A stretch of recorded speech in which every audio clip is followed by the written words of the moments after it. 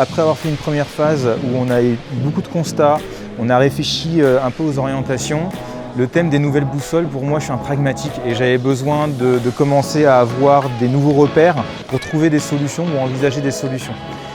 Ça paraît évident, mais si la nature n'est pas en bonne santé, les humains ne peuvent pas être en bonne santé non plus. L'idée du mouvement des droits à la nature est de dire qu'il faut en fait faire en sorte que l'homme reconnaisse enfin sa place au milieu de cette communauté vivante, que nos activités soient compatibles avec les besoins du vivant. Et comment on fait ça ? Bien, il faut un droit.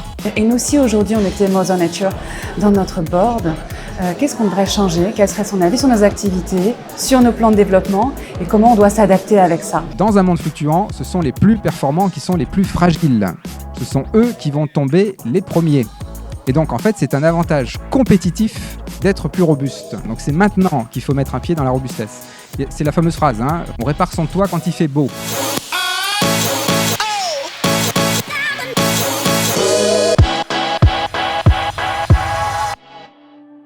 On construit vraiment quelque chose d'intéressant pour son entreprise. Mais en fait, ce qui est assez flagrant, c'est qu'en tant que personne, on change aussi beaucoup. Et ça, je m'y attendais pas parce que c'est beaucoup plus profond que ce qu'on croit. Ce qu'on croit, c'est que d'un petit nombre, surtout de gens comme vous, peut émaner une puissance de rayonnement incroyable. Yannick Servant. Toc toc badaboum. En tant que dirigeant, on a un pouvoir d'action très très fort au sein de notre entreprise. Moi, je me sens très motivée de participer au changement de mon entreprise. Moi, je crois dans la transformation de la société par les sociétés. D'avoir un questionnement profond et surtout une action très profonde et concrète. J'ai l'envie de nous donner les moyens de le faire avec des convictions extrêmement fortes et une vision à long terme qui va prédominer sur la vision à court terme. Lui là. Je sais pas, il a un cerveau, je pense, 40 ou 50 fois plus puissant que le mien. Et il déconne. Regardez à gauche, là, on a un bel exemple de gâchis, là. Gâchis, regardez-moi ce truc-là.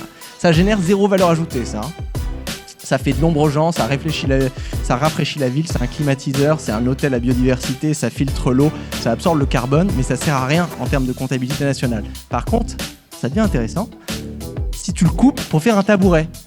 Parce que là, tu vas pouvoir extraire de la valeur ajoutée. Pourquoi en fait ? Malgré l'abondance d'indicateurs alternatifs depuis les années 70 au moins, nous n'avons pas remplacé le PIB. Parfois les économistes disent oui, il a des limites, mais c'est juste un indicateur. C'est pas juste un indicateur, c'est devenu un imaginaire. Bon écoutez, moi je trouvais que c'était une super session, je vais mettre un 10 sur 10 moi perso.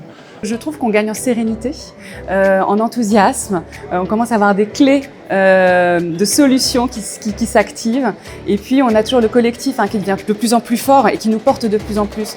Donc c'est un moment très chouette de la CEC, on sait qu'on est à mi-parcours et on attend beaucoup de la suite.